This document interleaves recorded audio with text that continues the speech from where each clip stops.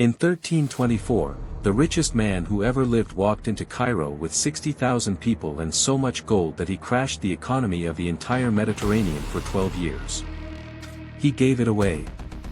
To beggars, to officials, to anyone who crossed his path. He bought things at prices so absurd that merchants wept with joy. Then he went home and built mosques. What if he had built an army instead? Mansa Musa ruled the Mali Empire, a kingdom that stretched 2,000 miles across West Africa, from the Atlantic coast to the bend of the Niger River. It controlled the gold fields of Bambuk and Bure, which at their peak may have produced half the gold in the known world.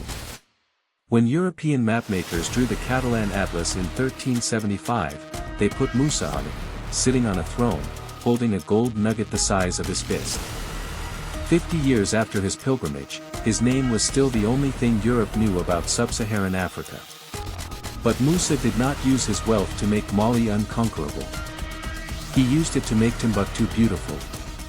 He brought the Andalusian architect Abu Ishaq al-Sahili back from Mecca and paid him 440 pounds of gold to redesign the city. He built the Jingareber Mosque, which still stands today. He turned Timbuktu into one of the great centers of Islamic scholarship in the medieval world, attracting scholars from Cairo, Fez, and Baghdad. These are not small achievements. They are the reason we remember him. But here is what Musa did not do. While he was in Cairo, literally standing in the court of the Mamluk Sultan, he was face to face with the most advanced military technology on earth. The Mamluks had gunpowder. They had early cannons. They had cavalry tactics that made them the dominant fighting force from Egypt to Syria. Musa saw all of it. He could have bought any of it. He had the gold to buy all of it. He bought an architect. Now imagine he made a different choice. Instead of mosques, he commissions weapons. Instead of scholars, he recruits military engineers. He hires Mamluk cavalry instructors to train his horsemen. He acquires the formula for gunpowder, a substance the Islamic world has possessed for decades, and brings it back across the Sahara along with the men who know how to use it. Mali's army was already formidable. Arabic sources describe a force of 100,000 soldiers, including 10,000 cavalry. But they fought with spears, bows, and swords. No gunpowder. No siege equipment. No professional standing army, just vassal levies that melted away the moment central authority weakened. Give Musa's empire cannons and trained gunners. What changes? First, the internal problem disappears.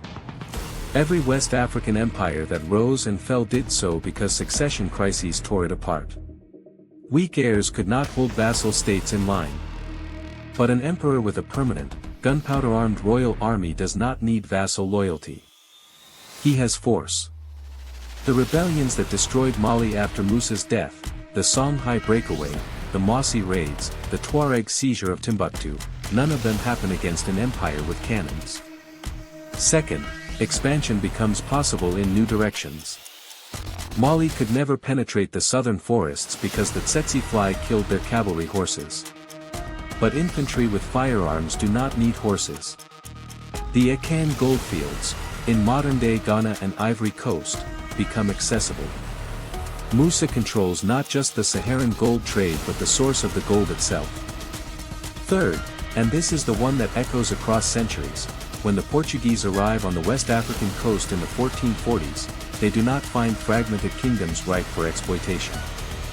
They find a centralized, gunpowder-armed empire that controls the coast and has been refining military technology for over a century. The Portuguese traded with powerful states when they had to. They only colonized where they could. A militarized Mali empire falls into the first category, not the second. We know this works because we have the proof. In 1591, 250 years after Musa, a Moroccan army of just 4,000 soldiers armed with firearms crossed the Sahara and destroyed the Songhai Empire at the Battle of Tondabai. 40,000 Songhai warriors against 4,000 men with guns. Gunpowder won. The largest empire in West African history collapsed in an afternoon because it never acquired the one technology that mattered. Musa stood in Cairo in 1324, surrounded by that technology. He had more gold than anyone on earth. He could have changed everything. Instead, he gave the gold away and built a mosque. The mosque still stands. But so does the question. What would Africa look like today if the richest man who ever lived had invested in iron instead of prayer?